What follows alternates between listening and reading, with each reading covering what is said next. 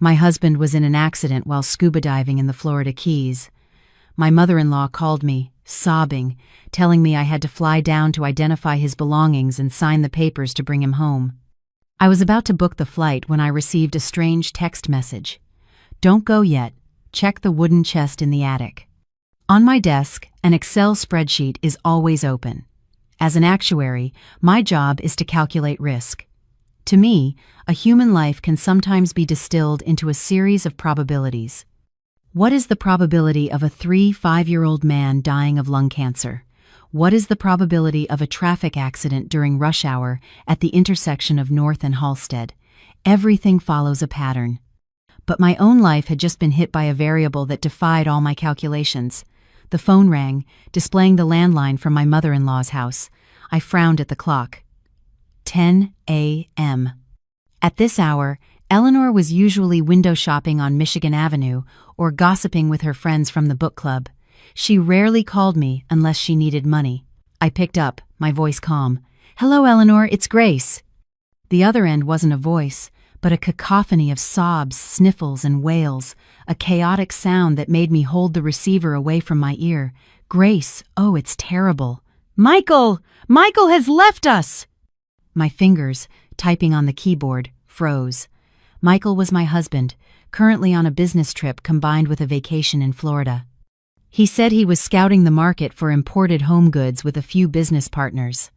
"Eleanor, calm down and tell me what happened. What's wrong with Mike?"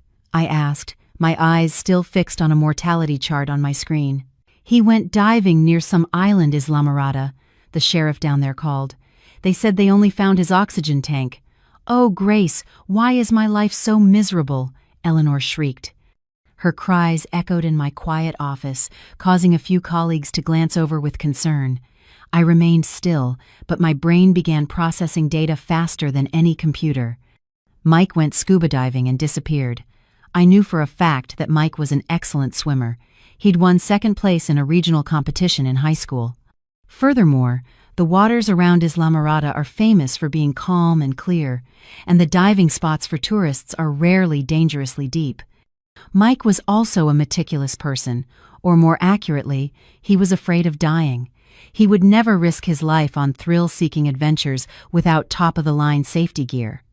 The probability of a strong swimmer, diving in safe, calm waters, and vanishing without a trace was nearly zero. Unless there was an external factor, or he himself wanted it that way. What else did they say, Eleanor? Have they found him? No, they said they only found a torn life vest and the tank. They think he was swept away. Or a shark.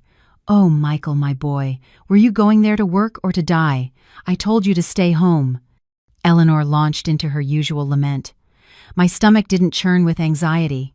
Instead, a chill ran down my spine. It wasn't the fear of losing a husband, but the suspicion of someone accustomed to dealing with fraudulent insurance claims. "Eleanor, stop crying. It won't solve anything. Who called you? The sheriff's office? Did they leave a contact number?" "It was someone from the county office. She said the family has to go immediately, to identify his things and sign some papers so they can issue a death certificate. Book a flight, Grace. Book it right now. I'll go with you." I did a quick mental calculation. Mike had been gone for 3 days. Today was the 4th. If an accident happened, it would usually be on the 1st or 2nd day. Why the delay in notifying us? And why the rush to have me sign a death certificate when a body hadn't even been found? By law, a person must be missing for a certain period, after extensive search efforts, before being declared legally dead. The push to sign the papers immediately was a massive red flag. "I understand. Get your things ready, Eleanor. I'll arrange things at work and come by to pick you up," I said and hung up. The air around me seemed to thicken. I didn't cry. Strangely, not a single tear would fall. Perhaps it was because the love between Mike and me had faded long ago, leaving only a shell of responsibility and financial arrangements. Or perhaps my intuition was telling me that my husband wasn't dead. I opened my browser and searched for Florida Keys weather last 3 days and scuba diving accident Islamorada. The results showed sunny skies, calm seas, no storms. There were no reports of any fatal tourist accidents in the local Florida news outlets in the past 24 hours. If a tourist went missing, the press would typically be all over it. The media silence, my mother-in-law's urgency, the illogical disappearance of a skilled swimmer. I stood up, packing my work into my briefcase. My boss walked by and, seeing my expression, asked, "What's wrong, Grace? You look pale." "My husband had an accident in Florida. I need to take a few days off to handle it." My boss nodded immediately, his eyes filled with sympathy. He thought I was in shock, and I was. Not because my husband was dead, but because the numbers in my head weren't adding up. An equation with faulty input can never yield a correct result. I walked out of the office building, the Chicago sun hitting my face. I hailed a cab. As I waited, I pulled out my phone to book the earliest flight to Miami. But before my finger could touch the purchase button, a text from an unknown number made my phone vibrate violently in my hand. The message was short, anonymous, but it was enough to make my blood run cold. "Don't go yet. Check the wooden chest in the attic." I stared at the screen. The number was untraceable. But who knew I was about to go to Florida? Who knew my house had an attic, and what was in the old wooden chest that required inspection? The taxi pulled up. The driver rolled down the window. "Where to?" I hesitated for a second, then changed my mind. Instead of the airport or my mother-in-law's house, I needed to go home first. "A condo in Lincoln Park," I said, "and please step on it." In the cab, I couldn't take my eyes off the message. A sense of unease crept into every cell of my body, not for Mike, but for myself.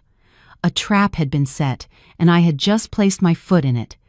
Our condo was on the 15th floor. Mike bought it 3 years ago, claiming it was from his business profits. But I knew that more than half of the money came from my savings and a mortgage in my name. Mike always said, "What's a husband's is a wife's," but he'd cleverly put his name first on the deed, with me second, arguing it was more convenient since he was the head of the household. At the time, I believed him. Or perhaps I was too busy with my numbers to argue. I opened the door to a cold, silent apartment. The faint scent of men's cologne lingered in the air, the expensive kind Mike wore when meeting clients. I didn't turn on the lights, heading straight for the attic. This was Mike's private workspace, or more accurately, the place where he and his friends had poker nights and played video games until dawn. Whenever I was on a business trip, he forbade me from cleaning up here, claiming he was afraid of losing important documents. What important documents? For a guy who dabbled in importing questionably sourced home goods, I knew, but I let it go. Out of sight, out of mind. The wooden stairs creaked under my feet. The afternoon sun shone through a small window, directly onto an old wooden chest in the corner. This chest was a gift from Eleanor to Mike. She claimed it was a valuable antique. To me, it was just a bulky piece of furniture that was always kept locked. I searched for the spare key. I remembered a time when Mike, drunk, had dropped his keys between the sofa cushions. I had found them and kept the chest key without telling him, just in case. It was a professional habit, assessing and mitigating risk. I never thought I would actually use it. My hand trembled slightly as I inserted the key. Click! The sound of the latch releasing was stark in the silence. The heavy lid creaked open, releasing a musty smell. I looked inside. No money, no gold, no business documents. The first thing that caught my eye was a photo frame, a memorial photo. I gasped, covering my mouth to stifle a scream. In the black and white photograph was my face, smiling. It was the passport photo I took last year. Next to the frame was a brand new urn, empty, a neatly folded black funeral dress, and, most horrific of all, a blank death certificate. The field for the deceased's name was empty, but the date of birth and social security number were already filled in. Mine. I stumbled backward, tripping over a stool. What was this? A sick joke? A curse? No. Mike wasn't superstitious enough to set up a living altar for his wife to jinx her. He was a pragmatist. Everything he did had a monetary value. I moved closer, searching more thoroughly. Beneath layers of velvet lining at the bottom of the chest was a stack of papers. I pulled them out. It was a travel insurance policy. The insurer was Veridian Mutual, a competitor to my firm. The personal accident coverage was for $2 million. I flipped to the last page. The signature of the policyholder, Michael Evans. The signature of the insured, Grace Evans. The policy was dated 1 week ago, just before Mike left for Florida. But wait, my signature. It was a perfect copy. But I had never signed this paper. It was a forgery. Mike had forged my signature to buy an insurance policy on my life. My eyes locked onto the beneficiary section. It wasn't him. If Mike was dead, or pretending to be, he couldn't be the beneficiary. The name was printed clearly. Kevin Evans. Mike's younger brother. My head spun, not with fear anymore, but with a rage that ignited like gasoline. The scattered pieces of the puzzle began to snap together. Mike goes to Florida, reports himself missing, and lures me over to identify him. If I go to Florida, what happens? A staged car accident on the overseas highway? A robbery gone wrong? Or would I simply go for a swim and disappear just like him? If I died in Florida, this $2 million insurance policy would be activated. The beneficiary was Kevin. Mike, being legally dead, wouldn't be investigated. Kevin would receive the money and then split it with his brother, who would be hiding somewhere under a new name. I kept digging. A passport fell out. It was a brand new passport. The name on it was Robert Miller, born in 1985, from Houston, Texas. But the photo was of a face so familiar it made me want to vomit. Michael. He had already prepared his escape route, a fake passport to leave the U.S. and travel to another country. Maybe somewhere in the Caribbean like the Bahamas where he'd always dreamed of retiring. It was all clear now. This wasn't an accident. This was an elaborate play, staged to take my life and defraud an insurance company. A plan so cruel I couldn't believe the man I had shared a bed with for 5 years could conceive it. My phone rang again. Eleanor. Seeing mother-in-law on the screen made me feel sick. Was she in on it? Or was she just another pawn in the game of her precious sons? I didn't answer. I needed time to think. I needed a plan. If they wanted to play a game of life and death, I would show them what the calculations of an actuary truly looked like. They saw a $2 million prize. I saw the fatal errors in their plan. I photographed everything. The makeshift memorial, the photo, the urn, the insurance policy, the fake passport. Then I put everything back in my bag. I locked the chest, wiped my fingerprints from the handle, and left the room, closing the door behind me. The house was still silent, but now, in my eyes, it was no longer a home. It was the scene of an attempted murder, and the intended victim had just declared war. I sat on the living room sofa and laid out the evidence on the coffee table. My mind was ice cold, emotions shoved aside to make way for logical analysis. The insurance policy was worth $2 million, with a one-time premium of $5,000. Where did Mike get $5,000? He was drowning in debt from failed business ventures and a lavish lifestyle that included supporting a mistress. Just last month, he'd asked me for $20,000 to cover a bank loan. And yet he had the money to buy life insurance for me? This money had to have come from a loan or from Kevin, his brother, the gambling addict. Where would Kevin get that kind of money? Loan sharks, almost certainly. They were betting everything on this one gamble, my life in exchange for their wealth and freedom. I flipped through the policy. There was a critical exclusion clause. The policy would be void if the insured's death was the result of an intentional act or illegal activity. But proving that after an accidental death in another state would be incredibly difficult. The local police would base their conclusions on the scene. If they staged it well, the money would be in their hands quickly. Furthermore, having Mike die first was a clever move.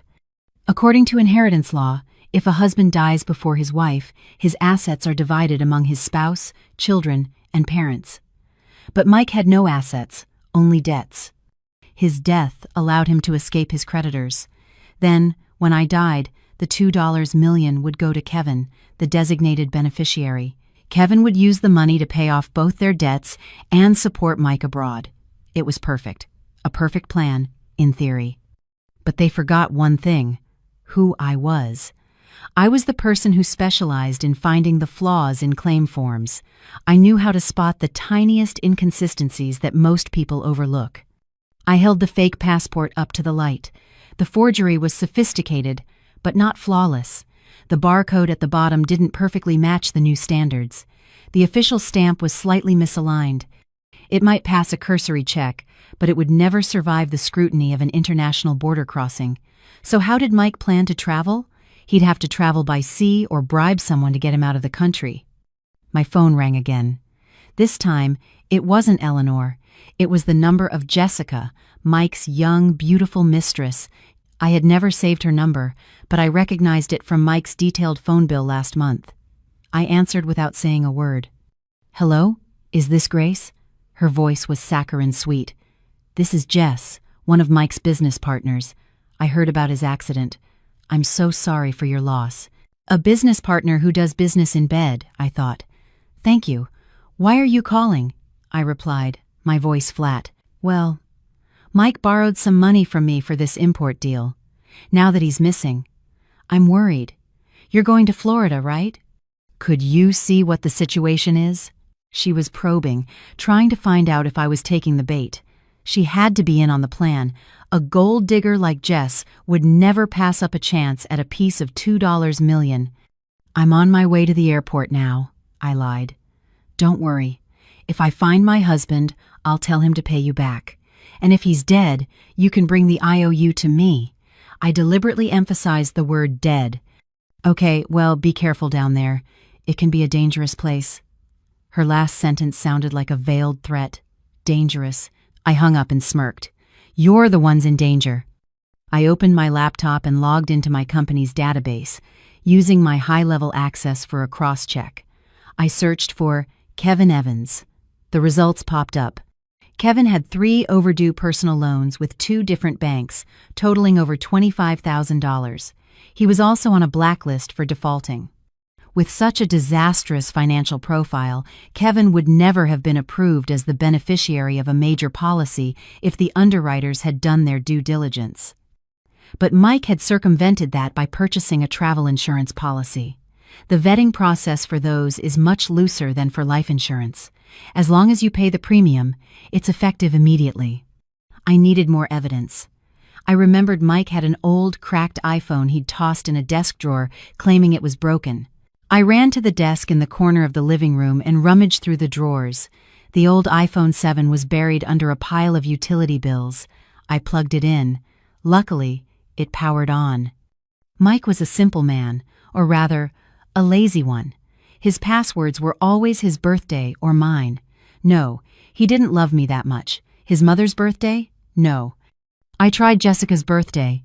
I knew it because Mike had once asked me to order a cake for a client, specifying the date. Click. The screen unlocked. I let out a bitter laugh. Of course. His mistress's birthday for his phone, his mother's for the safe. A wife was just a ghost in his life. I went to his messages. Most were deleted, but the recently deleted folder in his texts still held a few conversations. Mike must have thought the phone was truly broken. A chat between Babe, his name for Jess, and my man, her name for him. Jess. Did the old lady buy it? Mike. Hook, line, and sinker. She's wailing her head off. Just keep up the act. Make sure you push her to get Grace on a plane as soon as possible. Jess. Are you sure everything's set up in Florida? What if she doesn't, you know?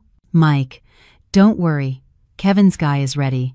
The truck drivers down there are crazy. A traffic accident is easy to arrange. Once it's done, I'm off to the Bahamas.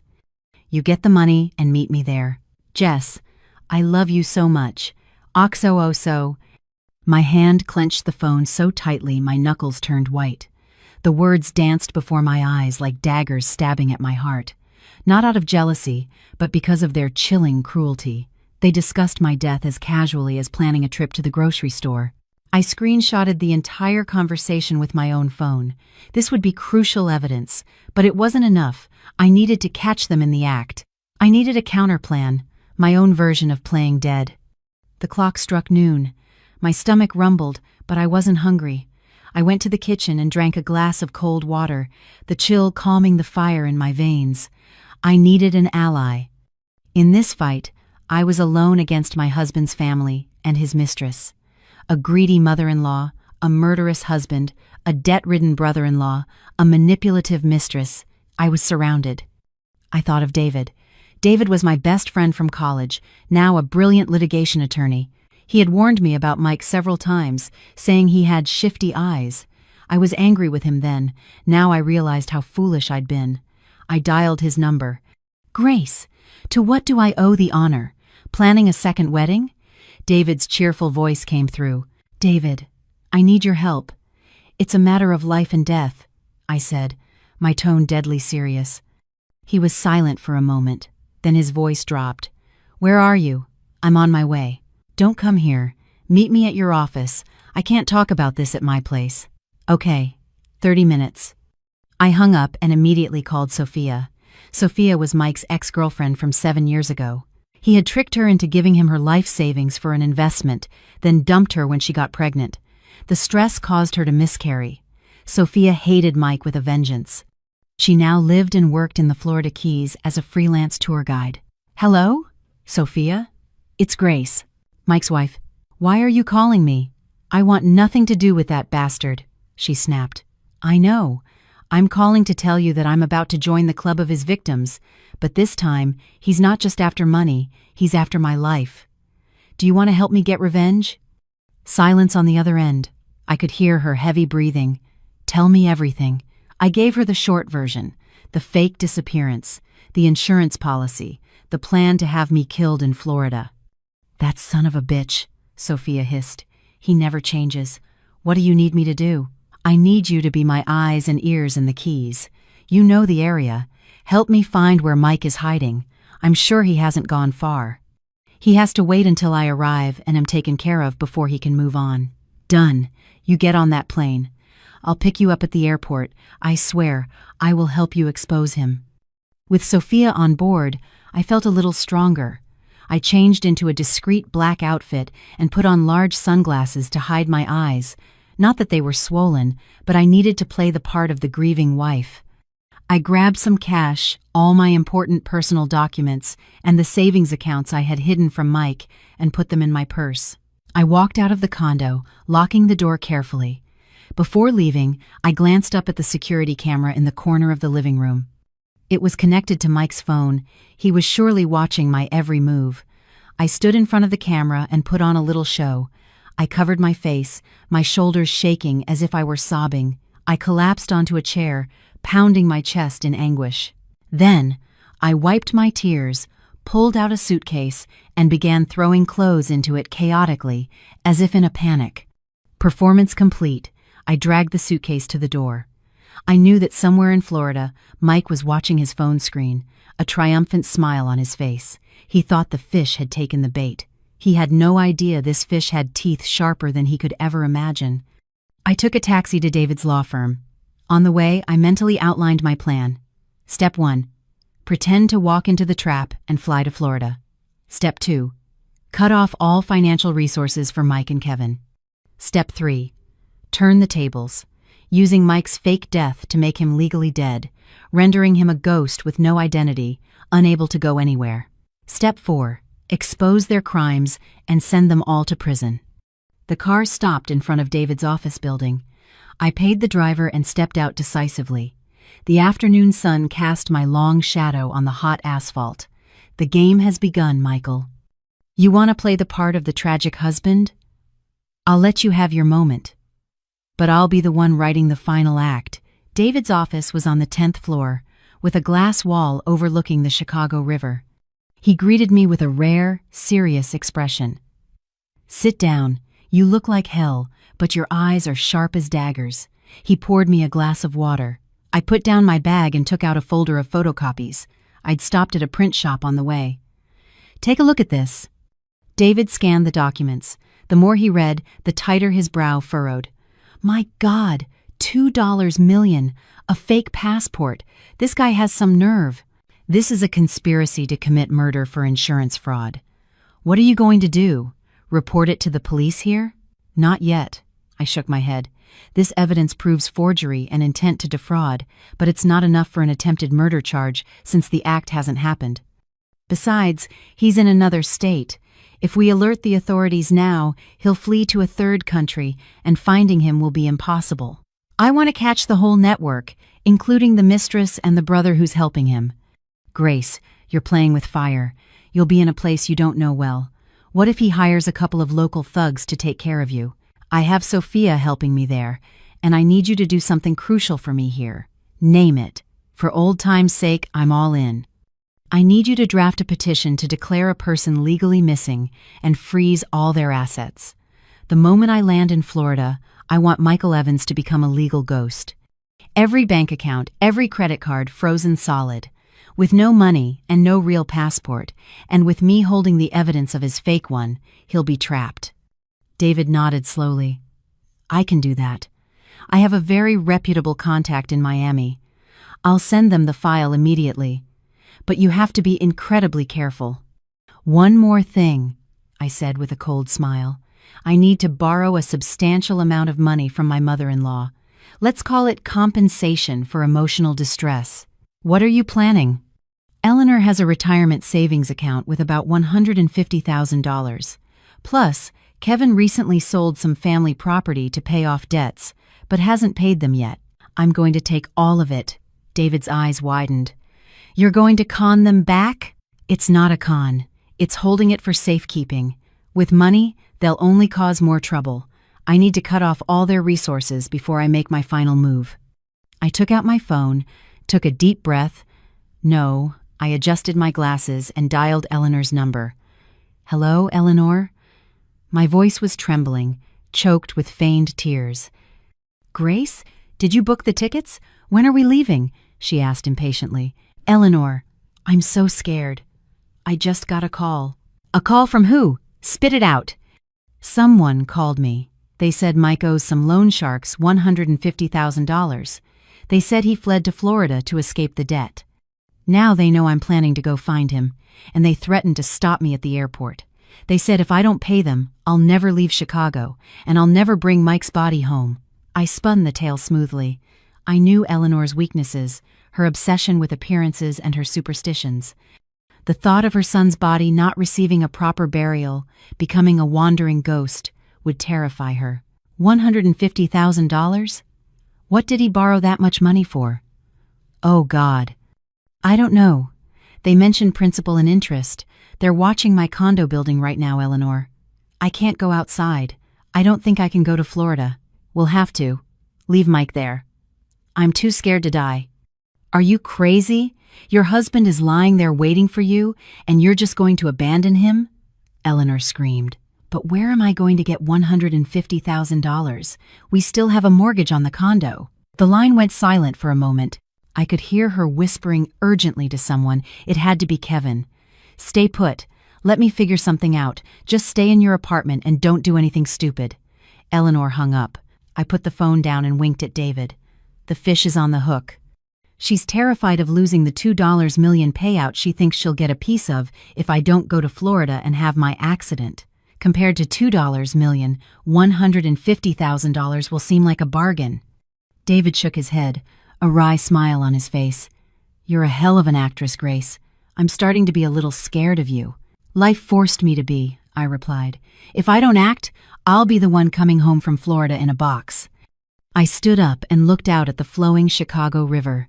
A storm was brewing outside. Dark clouds were rolling in. A storm was coming indeed, but this time I would be the one directing the wind. David walked me to the door, his expression still worried. I knew he was concerned, but this was no time for hesitation. I waved to him and stepped into the elevator, feeling the slight jolt as it began its descent. Just as I stepped out of the building's lobby, my phone rang. It was Eleanor. As I predicted, the time it took for greed to overcome stinginess was shorter than I'd thought. I answered, my voice still trembling with practiced panic. Hello, Eleanor, what should I do? I don't think I can go. They just texted me a threat. They said they'd throw acid on me if I leave my apartment without the money. On the other end, Eleanor's voice was rushed and breathless, as if she'd been running. Calm down and listen to me. I got the money. Kevin and I just scraped it all together. Where are you? Come to my house right now. I can't. I'm hiding at a friend's place. Are you sure you have it?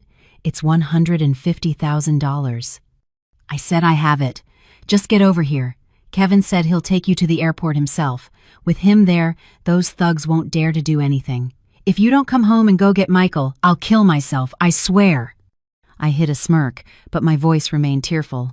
Okay. I'll get a cab. Please wait for me. I hung up and hailed a taxi to Eleanor's house, a spacious 3-story home in a nice neighborhood in Evanston. It was her biggest asset and the house where Mike and Kevin grew up. When I walked into the living room, the tension was thick enough to cut with a knife.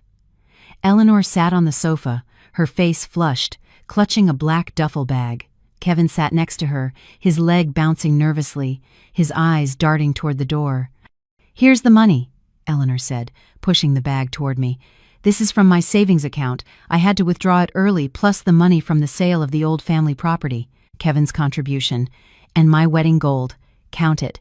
It's $150,000. I opened the bag. Inside were stacks of crisp $100 bills, the smell of fresh ink filling the air. Next to them were several gold bracelets wrapped in newspaper. I looked at Eleanor, then at Kevin. His eyes were full of regret at seeing the money go, but also a glimmer of calculation. He was certain this small investment would yield a $2 million return. "Eleanor, this is so much cash. How can I carry this to them?" They said to wire it to an intermediary account. I pushed the bag back. "Wire it?" Kevin interjected, his voice harsh. "Are you stupid? You want a paper trail? These guys only take cash." "But they texted me an account number," I said, holding up my phone. On the screen was a text I had sent myself from a burner SIM. The message contained the account number for a shell corporation David had set up. Kevin snatched the phone, read the text, and swore under his breath. "Damn it, what kind of amateurs are these? Fine, just do the transfer. Do it now so you can get to the airport. I already booked the tickets for you and Mom. 6 p.m. flight tonight." So he'd already bought the tickets. He wanted me gone as soon as possible, but my online banking has a transfer limit this high. I feigned confusion. "Then go to the bank," Eleanor shouted. "Stop wasting time, Grace. Michael is lying cold in some morgue down there. Go to the bank now." Kevin shot up, grabbing the bag of money. "Come on, I'll drive you. We'll deposit the cash into their account. Let's go." I nodded and followed him. Sitting in the passenger seat of his speeding car, I could feel his impatience. He was dreaming of me having a fatal accident in Florida so he could cash in on the $2 million policy. He had no idea this $150,000 was the first tuition payment for his own stupidity. At the bank, we went to the teller. I filled out the deposit slip for the designated account. Kevin stood right beside me, watching my every move, his eyes glued to the teller's hands as she counted the cash. "There, it's done," Kevin said as the teller stamped the receipt. "You satisfied now? They got their money. They'll leave you alone. Let's go home and get your luggage for the airport." I carefully folded the receipt and put it in my wallet. "Okay, I'll just go get my passport. Is Mom coming with me?" "Yes, she's coming. I don't trust you. What if you just run off?" Kevin said bluntly. I didn't reply, just walked quietly out of the bank. The afternoon sun was setting, replaced by the yellow glow of streetlights. $150,000 was now safely in an account controlled by David. The money would be used to cover legal fees, with a portion donated to charity in Mike's name later. A final good deed before he went to prison. After the bank, Kevin drove me back to my condo to get my luggage. He didn't dare come up, waiting in the lobby and chain smoking. He was afraid of being caught on security cameras at my apartment just before my murder. The caution of an amateur criminal made me want to laugh. I went upstairs and grabbed the pre-packed suitcase. Before leaving, I texted David. "Money secured. Initiate phase 2. He replied instantly with a thumbs-up emoji. I knew he was ready to activate the legal proceedings to freeze Mike's assets as soon as I confirmed I was on my way. I dragged my suitcase to the lobby. Kevin gave me a sharp look. "Done? Let's go. Mom's waiting at her place. I called a car to pick her up and go straight to the airport." "Aren't you coming to see Mike off?" I asked, intentionally prodding him. Kevin flinched, avoiding my gaze. "I'm busy, and I don't have a passport. You and Mom can handle it. Call me with any news." "Okay, you take care of things here. Don't forget to light a candle for Mike if they don't find his body." My words made his face darken. He growled, "What are you talking about? Let's just go." The car picked up Eleanor, and we headed straight for O'Hare. In the car, Eleanor sat in silence, her fingers working a rosary, her lips moving in a silent prayer. She had just lost a huge sum of money and was now anxious about the long trip. I looked at her and thought, pray all you want, but no God will bless the greedy heart of your family. At the airport, Kevin dropped us at the departures curb. He shoved the plane tickets and a hotel reservation into my hand. "Go to this hotel when you get there. A friend of mine will contact you to help out. You'd better take care of my brother." "Don't you worry," I said, looking him straight in the eye. "I'll take very good care of him." I emphasized the last few words. Kevin got back in the car and drove off, without even saying goodbye to his mother. His silhouette disappeared into the stream of traffic. He was rushing back to prepare for the next act of his drama, or perhaps to celebrate prematurely. He didn't know this might be the last time he breathed the air of freedom. Eleanor and I checked in. Since we were traveling last minute, we didn't have much luggage. After clearing security, Eleanor started complaining. "This airport is huge. My feet are killing me. Help me walk." I patiently supported her. The role of the dutiful daughter-in-law had to continue until the curtain fell. In the departure lounge, I checked my bank account on my phone. The $150,000 had been transferred to a more secure account. I texted Jessica, "I'm at the airport. Don't worry, I'll find Mike and get your money back." She didn't reply, but the message was marked as "Read." She was probably busy with her own plans to loot my home. The boarding call for our flight to Miami echoed through the terminal. I stood up, steeling myself. This flight wasn't just taking me to Florida, it was taking me into a fight for my life. But I wasn't afraid. My luggage contained more than just clothes. It held the resilience of a woman pushed to the edge. The plane took off, leaving the glittering lights of Chicago below. Eleanor sat beside me, her eyes squeezed shut, her hands gripping the armrests. It was her first time flying in years. "Grace, are you scared? What if the plane crashes?" she asked, trembling. "Don't worry, Eleanor. The probability of a plane crash is far lower than winning the Powerball jackpot," I replied, a professional habit. She glared at me. "You and your numbers. Your husband is dead, and you're sitting here calculating probabilities." I fell silent and turned to the window. Outside was a pitch-black night.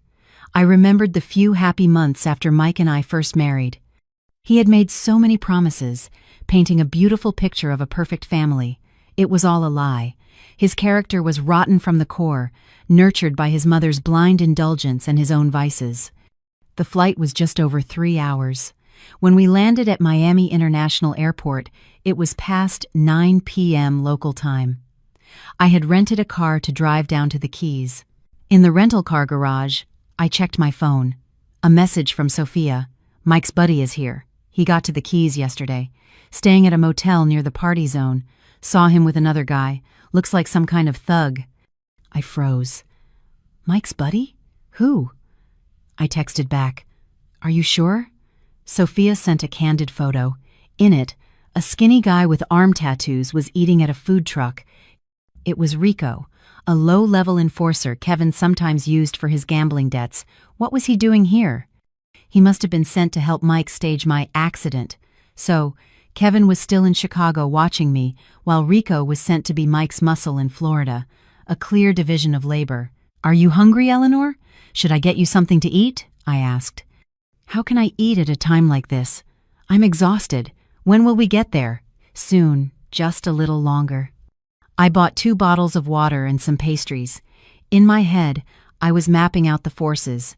The enemy, Mike and Rico in Florida, Kevin and Jessica directing from Chicago. My team, me, Eleanor, currently a liability. David providing legal support from afar, and Sophia as my local scout. I needed to isolate Rico. If he was the one meant to get his hands dirty, I had to make sure he couldn't get near me. The drive down the overseas highway was dark, with the ocean on both sides. A light rain began to fall, and that feeling of unease returned. I gripped the steering wheel, telling myself, "You can do this, Grace. You've calculated all the variables." When we arrived in Islamorada, a wave of hot, humid air washed over us as we got out of the car, the salty smell of the sea mixed with the scent of tropical flowers. Sophia was waiting in the lobby of the hotel Kevin had booked. She wore shorts, a t-shirt, and a baseball cap pulled low over her face. She waved but didn't call my name, avoiding attention. "Welcome. The car is parked outside," Sophia said in a low voice, playing the part for Eleanor's benefit. "Who are you?" Eleanor asked suspiciously. "I'm a friend of one of Mike's business partners here. He asked me to help you both out." I quickly invented. Sophia winked at me and took Eleanor's bag, leading us to our room. As soon as we got inside, Eleanor collapsed onto the bed, exhausted. I waited until she was sound asleep, then tiptoed out to the balcony and called Sophia, who was waiting at a coffee shop across the street. "What do you think of this place?" Sophia asked. "Security is lax. The balcony is easy to climb, perfect for staging a break-in or a fall," I observed coldly. "Exactly. Enrico is checked into the room directly below you. Room 304. You're in 404. Good. Let him be.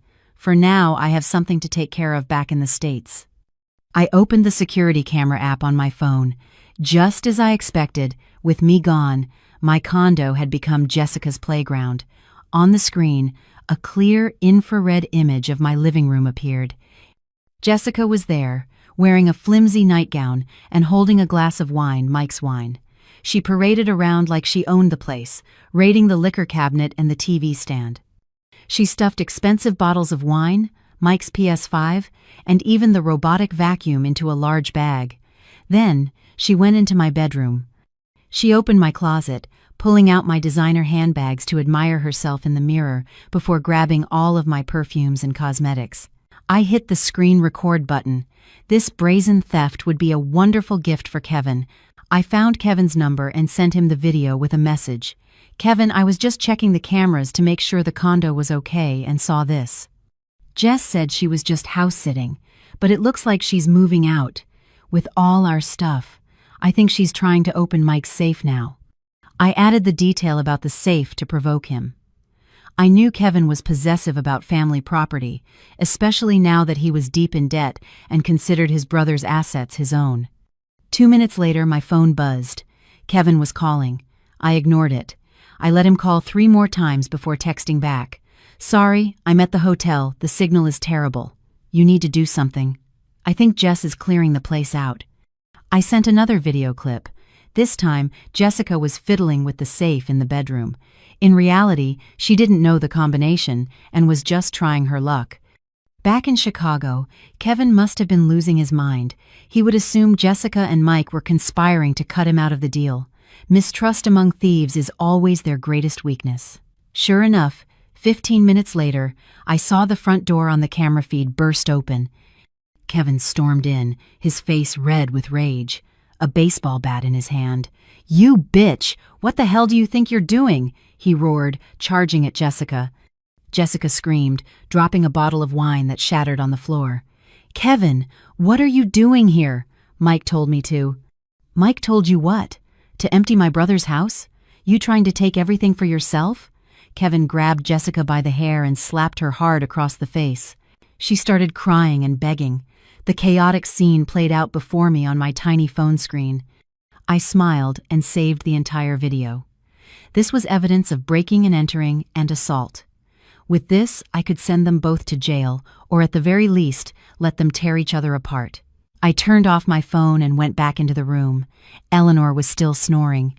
She had no idea that back home, her precious younger son was beating up her older son's mistress in the very home she used to boast about to her neighbors.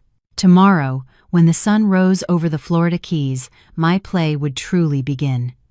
The next morning, I woke Eleanor early.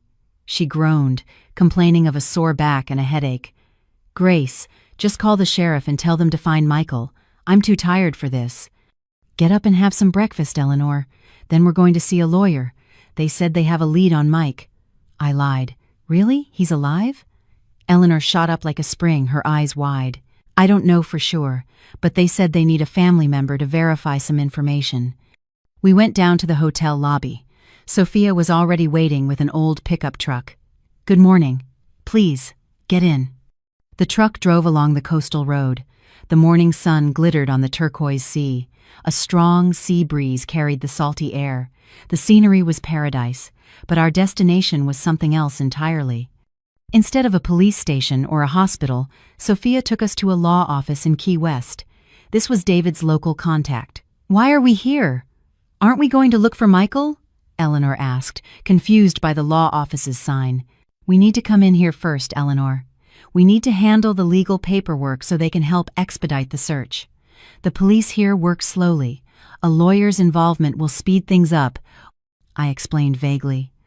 Eleanor, for whom the law was a mysterious and intimidating thing, immediately trusted me and followed without another word. A local attorney named Mr. Sanchez greeted us. He spoke excellent English, and Sophia acted as a supplemental interpreter. Mrs. Evans, Miss Evans, we've received the file from Mr. David in Chicago. We are proceeding with the petition to have Mr. Michael Evans declared missing under special circumstances to freeze his assets. However, we've just received some interesting information from the Coast Guard. Mr. Sanchez pushed a folder across the desk towards me. Inside were printouts from a security camera at a small marina, far from the tourist areas. In the photo, a man with a build exactly like Mike's was boarding a fishing boat. He wore a baseball cap pulled low and a face mask, but his slightly stooped posture and the watch on his wrist were unmistakable. It was the watch I had given him for our last anniversary. When was this picture taken? I asked, my heart pounding. 2 days after Mr. Evans was reported missing. So, yesterday, Mr. Sanchez replied. He's alive! He's alive! Eleanor cried out, looking at the picture with tears streaming down her face. Thank God! My son, I'm here! I gripped Eleanor's hand tightly. Eleanor, be calm. If he's alive, why hasn't he called us? Why is he sneaking onto a fishing boat? My questions were like a splash of cold water on her. She looked bewildered. You're right. Why didn't he call me? Was he kidnapped? Does he have amnesia? No, Eleanor. Look at his posture. He's moving with purpose. He's running away, I said, my voice hardening. Running from who? The loan sharks. Eleanor remembered the story I had fabricated. Perhaps. Or from something much worse. I turned to Mr. Sanchez. Do you know where this boat was headed? According to its registration, it was heading towards a remote part of the coast. From there, one can cross into international waters. However, we have already alerted the Coast Guard. The boat is currently docked at a fishing village for engine repairs. Which village? I asked. A place called Flamingo, about an hour's drive from here. I shot to my feet. Let's go, Eleanor. We're going to get Mike before the police do. I wanted to see him first. I wanted to see the look on his face when his perfect plan fell apart. I wanted to be the one to rip his mask off in front of his mother. Sophia drove us away from the law office, speeding along the winding roads. Eleanor sat in the back, muttering prayers, a mix of joy and anxiety. As for me, I felt only a cold excitement. The prey was injured and trapped, and the hunter was closing in. The old pickup truck sped along the serpentine road. On one side, dense mangroves. On the other, the turquoise Gulf of Mexico sparkled under the midday sun. The view was breathtaking, but the atmosphere inside the truck was as tense as a drawn bowstring. Eleanor sat silently, her hands clenched on the seat in front of her, staring out at the road. She was imagining a tearful reunion with her precious son. I, on the other hand, was glued to my phone, waiting for a confirmation text from David. Ping. A message arrived. Done.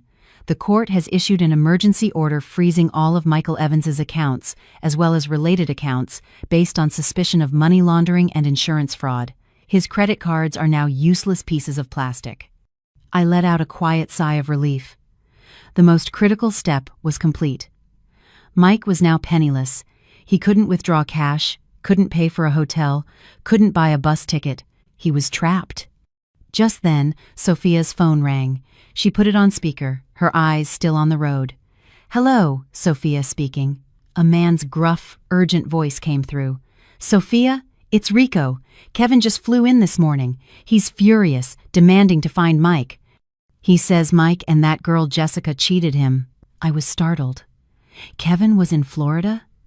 So, after their domestic battle last night, he couldn't sit still. Suspicion and greed had pushed him to fly down immediately to demand his share, or perhaps to deal with the brother he believed had betrayed him. Sophia glanced at me in the rearview mirror. I nodded, signaling her to keep talking. So where is Kevin now? He's with me.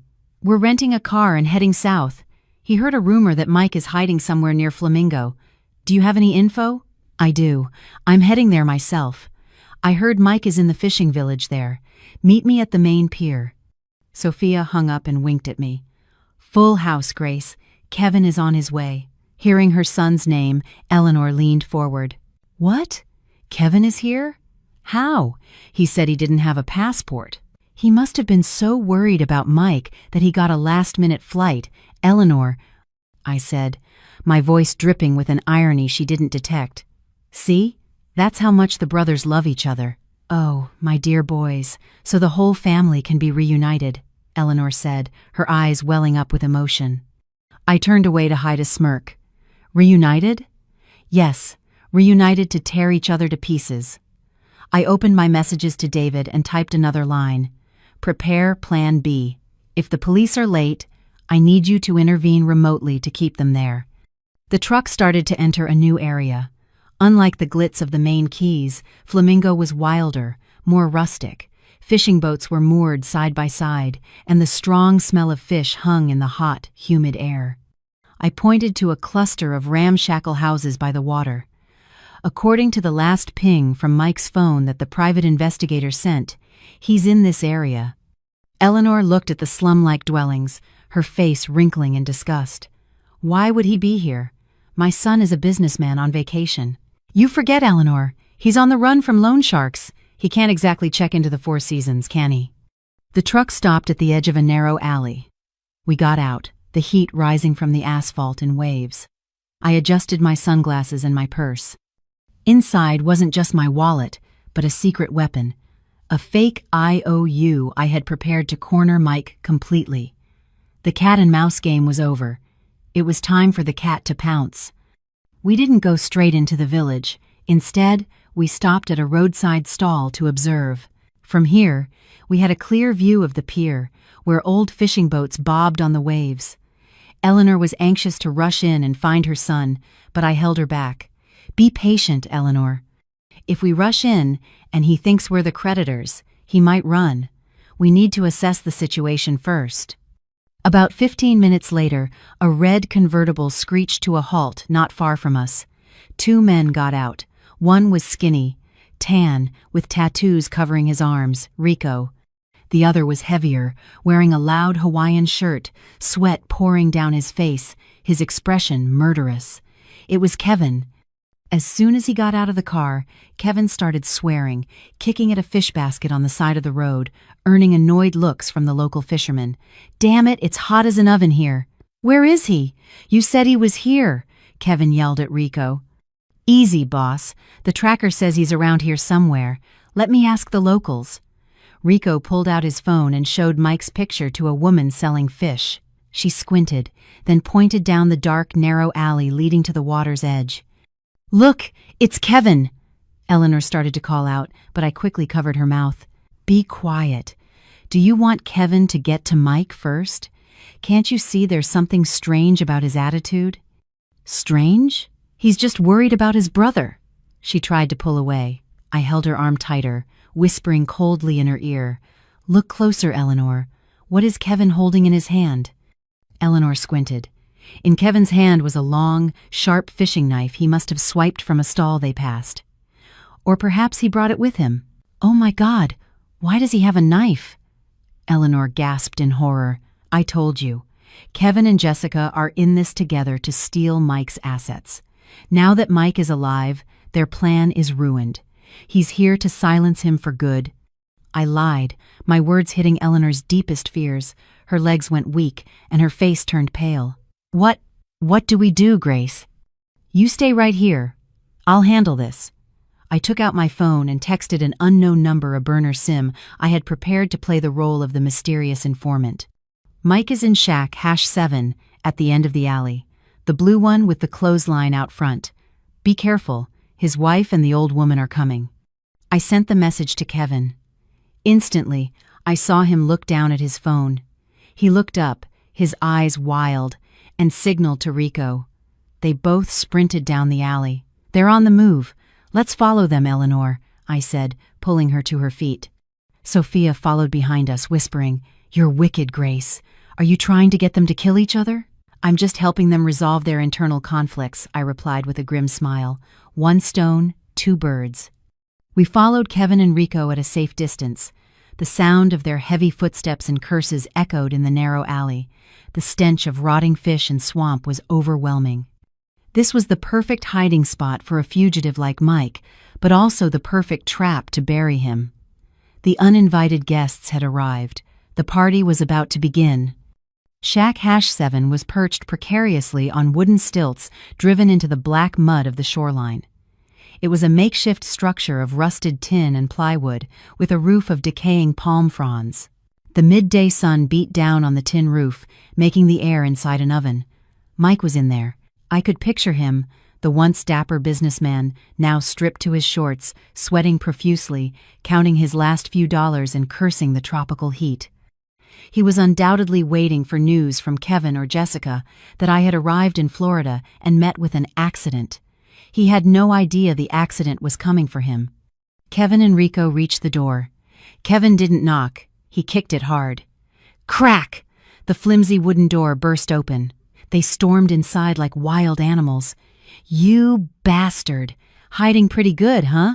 Kevin's roar filled the air. Eleanor tried to run after them, but I held her back, pushing her behind a pile of old fishing nets. Wait here and listen. If you go in now, you'll be the one getting stabbed. From inside, we heard the crash of things being thrown around, and then Mike's voice, trembling but trying to sound tough.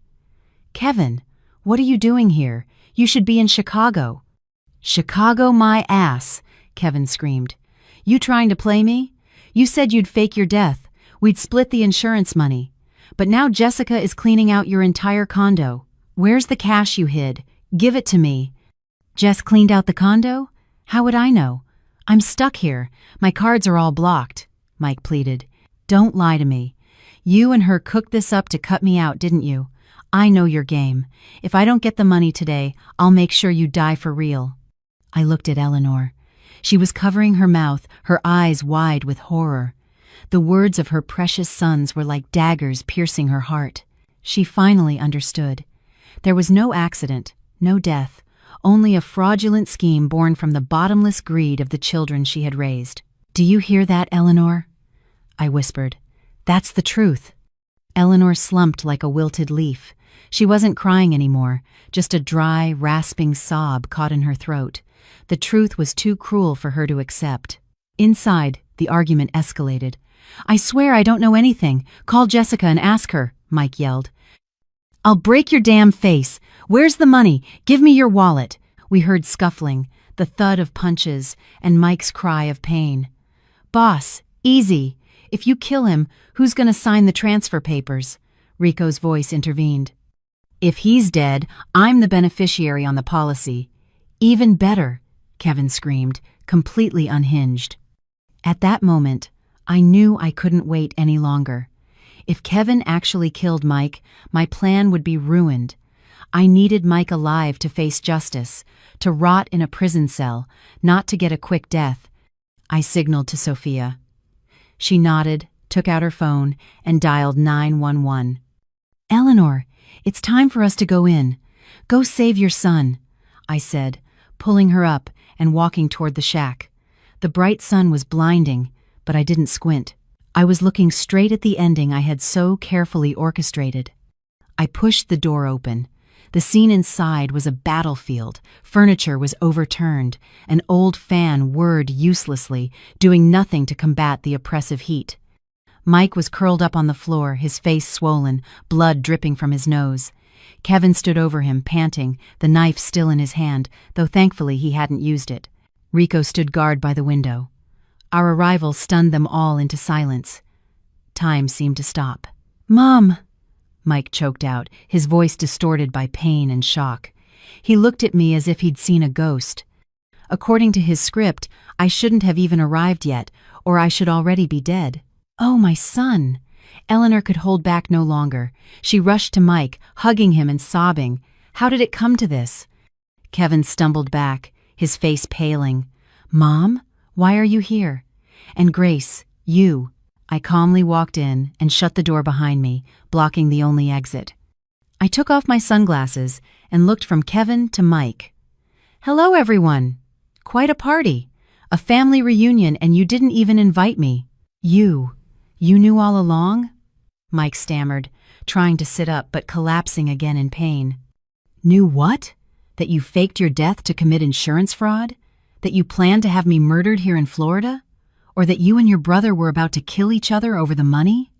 I listed their sins one by one, my voice as even as if I were reading a financial report. Each word was a slap in their faces. Kevin glared at me. "You bitch. You set me up. That anonymous text, that was you, wasn't it?" "Smart boy," I sneered. "A little late, though." Enraged, Kevin lunged at me, raising the knife. "I'll kill you," Eleanor screamed. But I didn't flinch. Rico, who was closest, suddenly moved to block Kevin's arm. "What are you doing? Let me go!" Kevin yelled. Rico looked at me, then back at Kevin, shaking his head. "It's over, boss. She's already called the cops. If you kill someone now, you're getting life." "I'm just a debt collector, not a lifer." Rico wasn't stupid. He saw the tables had turned. My confident demeanor meant I held all the cards. "That's right. The police are on their way. Should be here in about 5 minutes," I said, checking my watch. "You all have 5 minutes to say your goodbyes." Hearing the word police, Mike's face went ashen. He crawled over to me and grabbed my leg, begging, "Grace, please, save me. I was wrong. It was Kevin's idea. I never wanted to hurt you. Just tell the police it was all a misunderstanding. I'll pay back everything. I'll start over." I looked down at the pathetic man who was once my husband. His cowardice made me sick. A minute ago, he was plotting my murder. Now he was blaming his brother for everything. "What did you say?" Hearing this, Kevin exploded, kicking Mike away. "You were the mastermind. You told me to forge the papers. You told me to find someone to take care of Grace, and now you blame me?" The two brothers started fighting again, this time not for money, but for survival, each trying to pin the blame on the other. Eleanor stood between them, crying hysterically, trying to intervene but getting shoved into a corner. I leaned against the door, my arms crossed, watching the scene of brotherly betrayal unfold. This was the sweetest revenge. I didn't have to lift a finger. Their own greed and selfishness would destroy them. "Enough!" I yelled, my sharp voice startling all three of them into silence. I walked over and threw the folder of photocopies on the floor in front of Mike. "Take a good look. This is the court order freezing your assets. This is the proof you forged my signature on the insurance policy. And this is the video of Jessica cleaning out your condo. You've lost everything, Mike. No money, no love, no brother, no family." Mike picked up the papers, his hands shaking uncontrollably. He looked at me, his eyes filled with utter despair. "Grace, how? How did you do this? How?" I leaned down, my face close to his, and whispered, "Because I'm an actuary. My risk calculations are much better than yours. Your biggest mistake was treating me like a number on your spreadsheet, forgetting that I was the one holding the pen." The wail of police sirens grew louder, coming from the end of the alley. The piercing sound tore through the oppressive silence of the fishing village. The Monroe County Sheriff's deputies swarmed in quickly, guns drawn. Sophia was with the commanding officer, pointing at the 3 men in the room. "Arrest all of them," the officer ordered. Mike, Kevin, and Rico didn't resist. They meekly put their hands up to be cuffed. Seeing her sons being arrested, Eleanor rushed forward, grabbing the officer's leg, wailing and begging. "Please, sir, let my sons go. They were just foolish. They didn't do anything." The officer gently but firmly pushed her away. I helped Eleanor up and guided her to a chair. "Eleanor, don't. They're just doing their job. Grace, save your husband. Tell them to let him go. I'm begging you. I'll get on my knees," she cried, clasping her hands as if in prayer to me. I looked at her without a shred of pity. I can't save them. The law isn't a game. You should be glad they were caught. If Mike had escaped with those loan sharks back home, he'd be dead one way or another. At least in prison, he'll stay alive. Eleanor collapsed, sobbing silently. She knew I was right. There was no way out. The police led the 3 criminals to their vehicle. As Mike passed me, he kept his head down, unable to meet my eyes. Kevin shot me a look full of hatred and fear. Enrico just muttered a string of curses, regretting the day he got involved with this disastrous family. Sophia and I watched as the car doors closed and it drove away, kicking up a cloud of dust. "It's over," Sophia said, exhaling in relief. "What's your next move?" "I need to finalize the legal paperwork. I'll stay a few days to give my statement to the police and lawyers. Then I'm going back to Chicago to deal with the last loose end." "Jessica?" Sophia asked. "Her. She's still happily spending my money in Chicago. It's time she learned a lesson." I turned to Eleanor. She was still sitting on the ground, looking like a lost soul. "Get up, Eleanor. Let's go back to the hotel. Tomorrow, I'll take you to the station to arrange for visiting or sending things to Mike." Eleanor looked up at me, her eyes a complex mixture of resentment, fear, and a newfound dependence. I was the only one left who was clear-headed and had the resources to handle anything. "Grace, you planned all of this from the beginning, didn't you?" I didn't answer her question. I just extended a hand to help her up. "Eleanor, in the insurance business, there's a principle called utmost good faith. When that principle is broken, the contract is void." My marriage to Mike was the same. I helped Eleanor to the car. The afternoon sun had softened, but the sea still roared. The storm inside me had passed, leaving behind the cold peace of someone who had walked through the wreckage to reclaim her freedom. The curtain had fallen on the play in Florida, but the stage in Chicago was waiting for me to return and clean up the final act. The next morning, I went with Mr. Sanchez and Sophia to the sheriff's station to finalize the report. Eleanor insisted on coming, but the sight of a disheveled Mike in a holding cell made her faint, so I had Sophia take her back to the hotel. In the interrogation room, Mike was a broken man. The arrogant swagger was gone, replaced by the fear of a failed con artist. Facing federal prison time for fraud, he confessed to everything. He detailed the insurance scheme, the faked death, and most importantly, he spelled out Jessica's role. He admitted that Jessica had helped him connect with the forgers and that she was holding a portion of the cash he had siphoned off before his trip. I sat and listened, recording his entire confession with the permission of the police. This was the final weapon I needed. "Grace, I'm begging you," Mike said, his voice cracking as he looked at me through the partition glass, tears streaming down his face. "I told them everything. Can you ask for a lighter sentence?" "I promise, when I get back to Chicago, I'll sign the divorce papers. You can have the condo." I stared at him, my expression unmoved. "That condo is in my name. You have nothing to give me. As for the divorce, the court will grant it on grounds of abandonment and felony conviction. You just focus on behaving yourself in prison.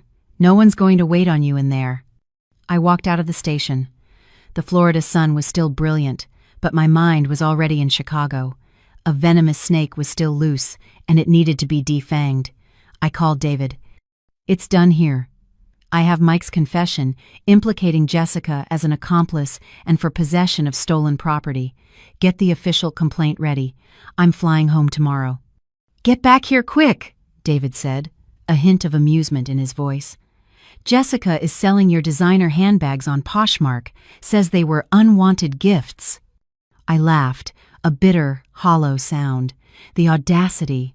Jessica still thought I was dead or stranded in Florida, and that Mike and Kevin were too busy to notice a few handbags. She had no idea that every one of her actions was being documented as evidence against her. "Let her sell them," I said. "The more she sells, the longer her sentence." I went back to the hotel to get Eleanor. She was huddled on the bed, her eyes puffy. "We're leaving tomorrow?" she asked, her voice raspy. "What about Michael and Kevin?" They have to pay for their crimes here, Eleanor. They'll face charges in Florida and then in Illinois. You should go home and take care of your health so you can visit them in prison. Eleanor nodded, not daring to argue. She was completely dependent on me now. The arrogant mother-in-law was gone, replaced by a lonely, helpless old woman. The flight landed at O'Hare in the middle of a sudden afternoon downpour. I dropped Eleanor at her house, gave her some simple instructions, and took a taxi straight to my condo. I didn't tell anyone I was coming. I wanted to give Jessica a surprise. I got to my floor. The hallway was quiet. I stood before my own front door, took a deep breath, and inserted my key. It didn't turn. She had changed the locks. I smiled. Did she really think changing a lock made the home hers? She forgot that my name was on the deed. Furthermore, this was a high-end condo building. Any changes to locks or security had to go through building management.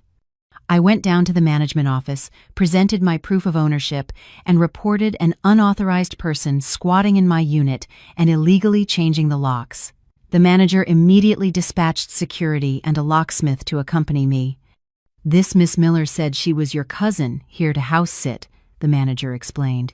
"She even showed us a letter of authorization signed by your husband." "A forged signature, I'm sure," I said. "My husband is currently in a Florida jail for forgery. It's unlikely he signed anything for her in Chicago." The manager's face went pale. He quickly instructed the locksmith to drill the lock. The screech of the drill was deafening. The door popped open. Inside, Jessica was lounging on my sofa with a cucumber mask on her face, listening to classical music. When the door flew open and a group of people stormed in, she shot up, sending cucumber slices flying. "What are you doing? How dare you break into my home?" she shrieked, not yet seeing me behind the security guards. "Your home?" I stepped forward, taking off my sunglasses. "Are you awake, Jessica, or are you still dreaming?" The sight of me made the blood drain from her face. She stumbled backward, tripping over the coffee table. "Grace! How? You're here?" You thought I was dead in Florida, or maybe kidnapped? Sorry to disappoint you, but I'm very much alive, and I've come back to reclaim my home. I was just looking after the place for Mike," she stammered. "Looking after it by changing the locks? Looking after it by selling my clothes online? Looking after it by, where did all the electronics go?" I pointed at the empty shelves. "Gentlemen, please witness this. She has been stealing my property. Please detain her while I call the police." At the mention of the police, Jessica fell to her knees, sobbing and begging. "Grace, please, forgive me. It was a mistake. Mike told me to do it. He said you weren't coming back and told me to sell things to send him the money." "That's funny. Mike's official statement in Florida tells a very different story. He said you were the one who pushed him into it. You two can sort out your stories for the judge." The Chicago police arrived quickly, as David had already given them a heads up. Jessica was led away in handcuffs, humiliated as residents of the building came out to watch and whisper. The glamorous influencer was now a common criminal. I stood in the middle of my ransacked apartment, feeling an odd emptiness. The things I lost could be replaced. The trust I lost was gone forever. But that was okay. I would rebuild. A new life, free from the shadows of betrayal. The following days were spent cleaning up the mess. I hired a professional cleaning crew to sanitize the entire apartment. I threw out everything that reminded me of Mike, his clothes, his books, the wedding photos on the wall. They all went into garbage bags. I replaced all the bedroom furniture. I couldn't bear to sleep in the bed that my treacherous husband had slept in. David helped me with the legal proceedings against Jessica. With the mountain of evidence, I had the security footage, the text messages, Mike's confession, and catching her red-handed, she stood no chance. She was charged with trespassing, theft, and conspiracy. Eleanor called me occasionally, her voice weak, asking for news about her sons. I gave her the facts, concisely and without emotion. I also used a portion of the $150,000 to pay her back and gave her the rest for living expenses, a final gesture as a daughter-in-law before the divorce was official. I made it clear it was her money I had been safekeeping so her sons couldn't waste it on gambling or women. She just cried and thanked me. Perhaps only now, at the end of her life, did she realize who had truly cared for her. One evening, I sat on my balcony, watching the bustling city below. My phone rang. It was Sophia, calling from Florida. "Grace, the preliminary trial is over here.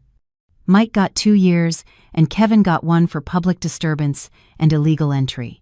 They'll be extradited to Illinois for the federal charges after they serve their time.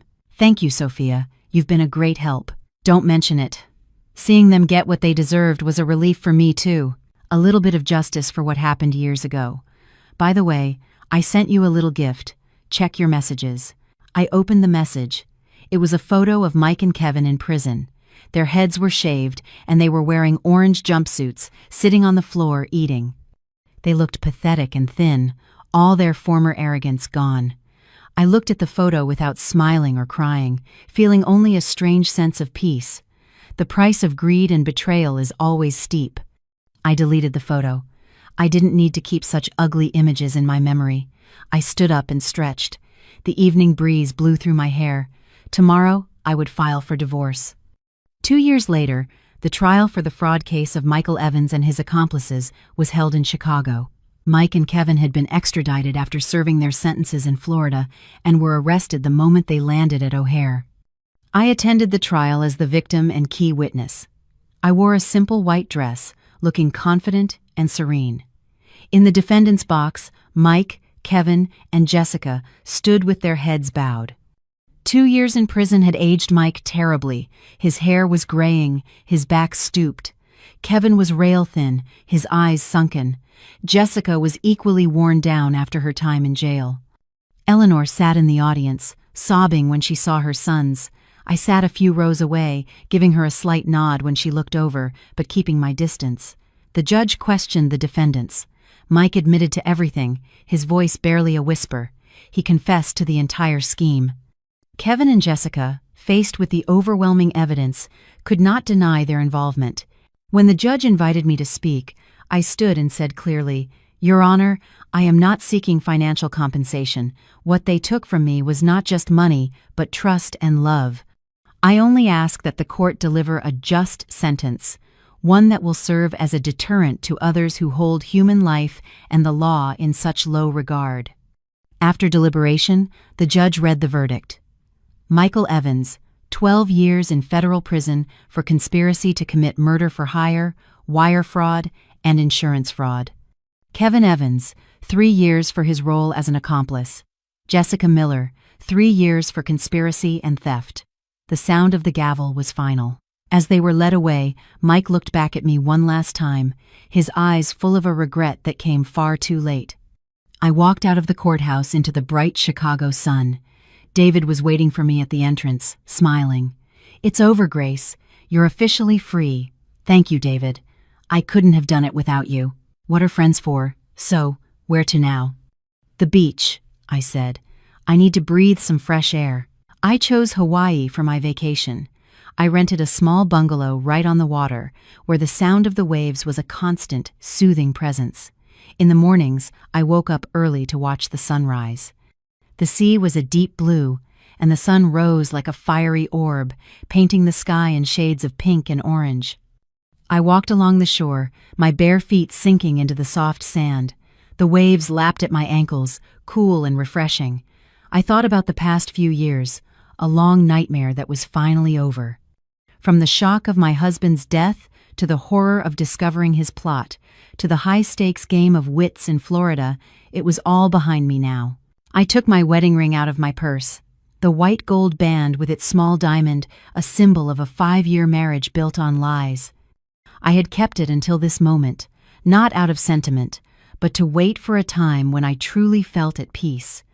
I looked at it one last time, then with all my strength, I threw it as far as I could into the ocean. It traced a small, glittering arc in the sunlight before disappearing into the deep. The vast, forgiving sea would bury that painful past for me. I took a deep breath, the salty air filling my lungs with life. I smiled. My phone buzzed in my pocket. It was a text from my boss.